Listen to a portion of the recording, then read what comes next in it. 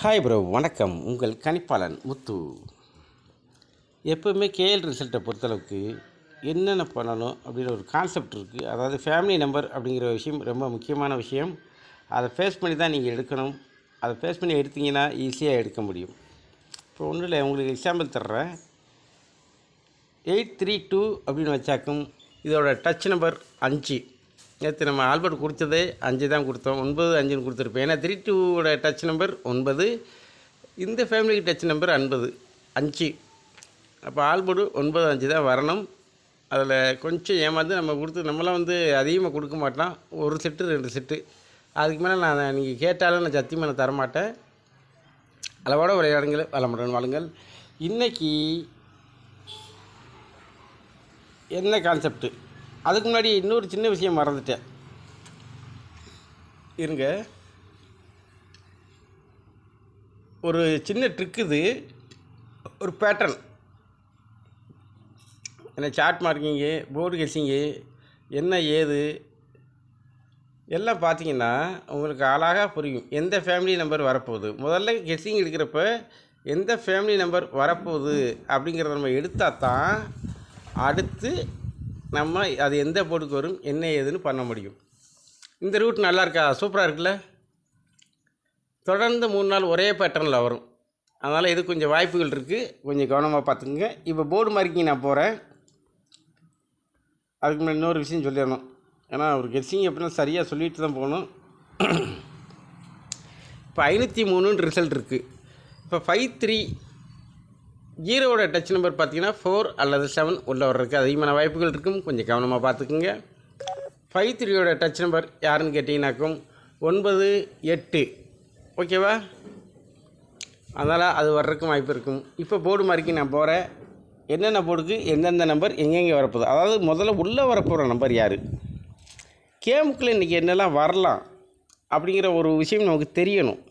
தெரிஞ்சால் தான் அது எந்த போர்டு எங்கே போய் உட்காரும் அப்படிங்கிறது லாஜிக்காக சொல்ல முடியும். நம்ம கெஸ்ஸிங்கில் அப்படி தான் இருக்கும். எனக்கு இப்போ போர்டு மார்க்கிங் போயிடலாமா? ஃபஸ்ட்டு ஏ போர்டு ரூட்டு பார்த்தீங்கன்னாக்கும் எப்போவுமே நமக்கு போர்டு கெஸ்ஸிங்கில் ரூட்டு இருக்கணும். ரூட்டு இருந்தால் தான் நீங்கள் எடுக்க முடியும், ரூட் இல்லைன்னா எடுக்க முடியாது. அப்போ இங்கே ஒரு ரூட் இருக்குது. ஏ போர்டுக்கு உண்டான ரூட்டை பாருங்கள். மேலே 668 அப்படின்னு இருக்குது. கீழே 6க்கு ஆப்போசிட் 7, அதோட பவர் 2 இருக்குது. அப்போ இந்த இடத்துல நம்பரை கூட்ட போகிறாங்கன்னு அர்த்தம். கூட்ட போகிறாங்கன்னா எப்படி கூட்டுவாங்க அப்படின்னாக்கும் 668 678 இது ஒரு ரூட்டு. ப்ளஸ் பண்ணால் 668 679. அப்போ ஏ போர்டில் ஒரு 8 9க்கு அருமையான வாய்ப்புகள் இருக்குது. கொஞ்சம் கவனமாக பார்த்துக்குங்க. அடுத்து பி போர்டு ரூட்டுக்கு போகுமா?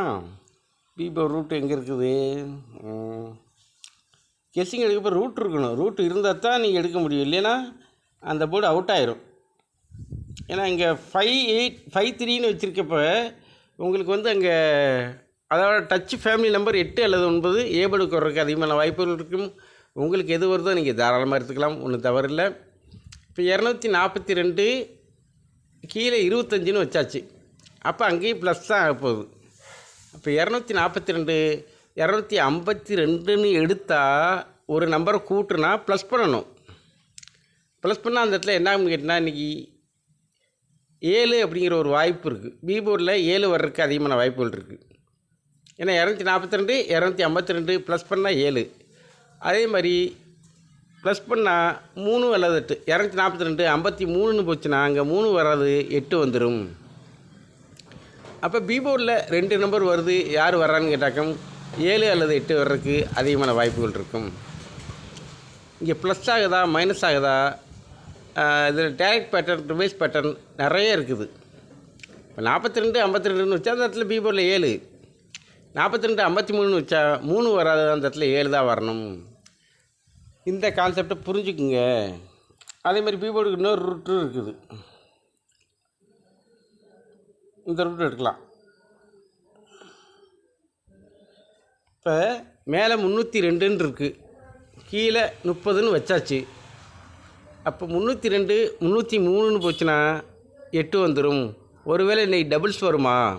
டபுள்ஸ் வந்தால் உங்களுக்கு 88 வர்றதுக்கு கொஞ்சம் அதிகமான வாய்ப்புகள் இருக்கும். கொஞ்சம் கவனமாக பாருங்கள்.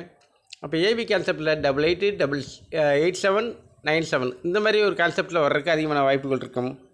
உங்கள் கட்சியில் இருந்தால் நீங்கள் தாராளமாக எடுத்துக்கலாம், ஒன்றும் தவறில்லை. இப்போ C4 ரூட்டு பார்த்தீங்கன்னாக்கும் C4ல் இந்த ரூட்டு வரும் பாருங்க. C4ல் மேலே பார்த்தீங்கன்னா 869 அப்படின்னு இருக்குது, கீழே 0 இருக்குது. இப்போ இந்த இடத்துல எதை வச்சா எது மேட்ச் ஆகும்? இப்போ 808 அப்படின்னு வச்சா தான் அங்கே 819, அதாவது ப்ளஸ் ஆகிறப்போ அந்த ஒன்றுங்கிறது பவராக மாதிரி 6ஆக நிற்குதா? இது ஒரு கான்செப்ட். 808 819 C4ல் 8 9 இந்த ரூட்டில் கிடைக்கும்.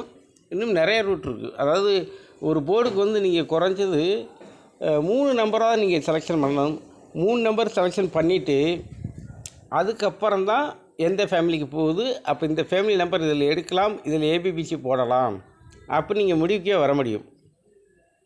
இந்த ரூட்டில் கிடைச்சது பார்த்தீங்கன்னா C4ல் 8 அல்லது 9 கிடச்சிருக்குது. ஏன்னா 808 819 809 819 இது லாஜிக் கரெக்டாக இருக்கா?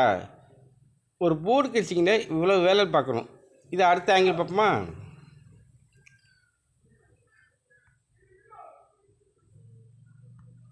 இந்த ரூட்டை பிடிச்சி பார்ப்போம். இந்த ரூட்டில் பார்த்தீங்கன்னாக்கும் மேலே 809 இருக்குது, கீழே 80 பெண்டிங்கில் இருக்குது. அப்போ கீழே யாரை வைக்கணும்? வச்சா மேட்ச் ஆகும். 808 அப்படின்னு வச்சா தான் அங்கே 809 கொண்டு போகும். அப்போ 8ங்கிறது பார்த்திங்கன்னா எல்லா காமன் போர்டுக்கும் கொஞ்சம் இன்றைக்கி மேட்ச் ஆகுது.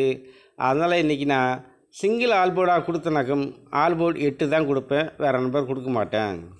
இதில் ஏபிபிசி எப்படி இருக்கலாம்? இன்றைக்கி டபுள்ஸோ அல்லது வர்றதுக்கு வாய்ப்பு இருக்கும், கொஞ்சம் கவனமாக இருங்க. அப்படி இல்லைன்னா இன்னொரு ரூட்டு, அடுத்த ரூட்டு C போர்டுக்கு ரூட்டு பாருங்கள். இந்த ரூட்டு சூப்பராக இருக்கும். மேலே 229 இருக்குது, கீழே 2க்கு ப்ளஸ் பண்ணி கொண்டு போயிட்டான். அப்போ 2க்கு ப்ளஸ் பண்ணி கொண்டு போகிறப்போ என்ன கான்செப்ட் நடக்கும்? 229 230ன்னு போச்சுன்னா C4ல் ஒரு 5 வர்றதுக்கு, ஏன்னா எப்பவுமே ப்ளஸ் பண்ணால் அதோட பவர் நம்பர் தான் கொடுக்கணும், டைரக்ட் நம்பர் கொடுக்கக்கூடாது. 229 230ன்னு போச்சுன்னா C4ல் ஒரு 5க்கு அருமையான வாய்ப்புகள் இருக்கும்.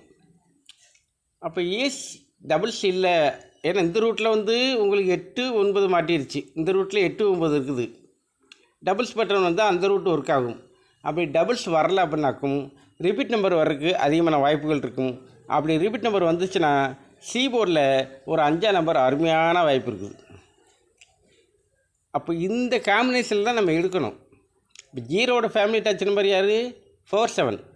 53யோட டச் நம்பர் யார்? 8 9. அப்போ காம்பினேஷன் எப்படி வருது பார்த்தீங்களா?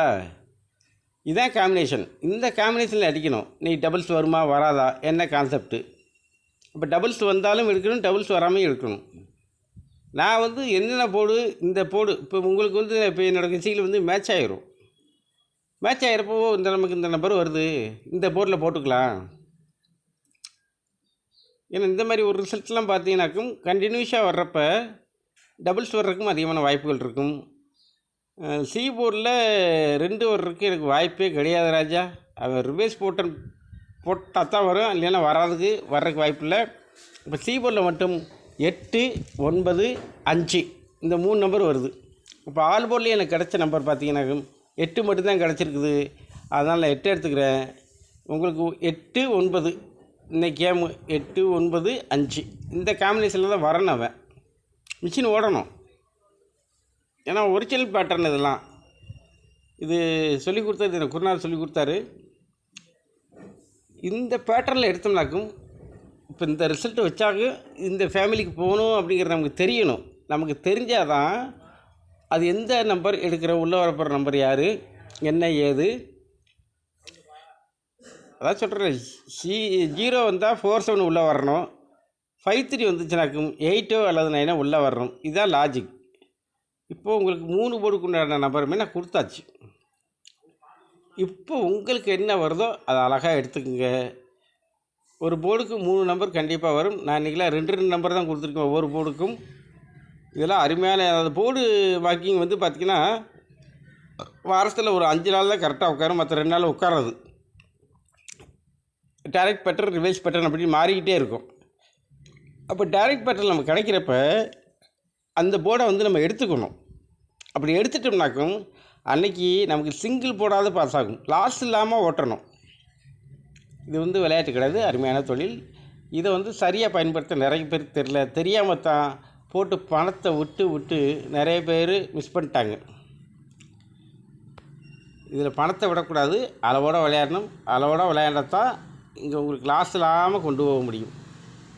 ஓகேவா? உங்களுக்கு இது புரிஞ்சிருக்குன்னு நினைக்கிறேன். அப்படி புரியலைனாக்கும் உங்களுக்கு என்னோடய நம்பரு எல்லாத்தையும் விஇபியில் வந்து பண்ணிட்டீங்கனாக்கும் அந்த குரூப்பில் இருந்து நான் நம்பர் கொடுத்துருவேன். நான் கொடுத்தேன்னா நிறைய கொடுக்க மாட்டேன், அது பாசு பையில் அதெல்லாம் அடுத்த பிரச்சனை எனக்கு.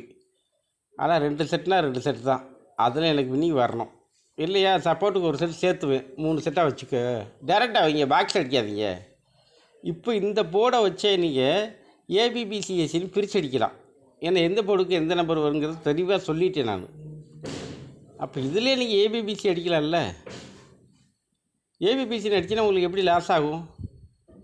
என் கூட இருக்கிறவங்க யாரும் லாஸ் ஆகக்கூடாது. அதுக்கு என்னால் எவ்வளோ முயற்சி பண்ண முடியுமோ அவ்வளோ முயற்சி நான் பண்ணி கொடுத்துட்றேன் உங்களுக்கு. ஏன்னா நிறைய ஃபோன் கால்ஸ் வந்துச்சா, ரொம்ப நாளாக யூடியூப்பே போட முடியாது இருந்துச்சு. இன்றைக்கி தான் இந்த போர்டு மாதிரிக்கெல்லாம் போட்டேனாக்கும் எனக்கு ரொம்ப மைண்டு ஃப்ரீயாக இருந்தால் ஈஸியாக போட்டுருவேன்.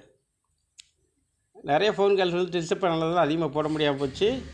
மற்றபடி இந்த மாதிரி போர்டு கேசிங் இனிமேல் யூடியூப்பில் அதிகமாக வரும். உங்களுக்கு வேண்டுமென்றால் யூடியூப் சப்ஸ்கிரைப் பண்ணி வச்சுங்க. மற்றவங்க மாதிரி நான் கேட்கலாம் மாட்டேன். உங்களுக்கு பிடிச்சிருந்தா வச்சுக்கோங்க, நோ ப்ராப்ளம். அளவோட விளையாடுங்க, அளவுக்கு மீறி போகாதீங்க. அளவோட விளையாடுறது ரொம்ப நல்லது. ஓகே, பாய், நன்றி, வணக்கம்.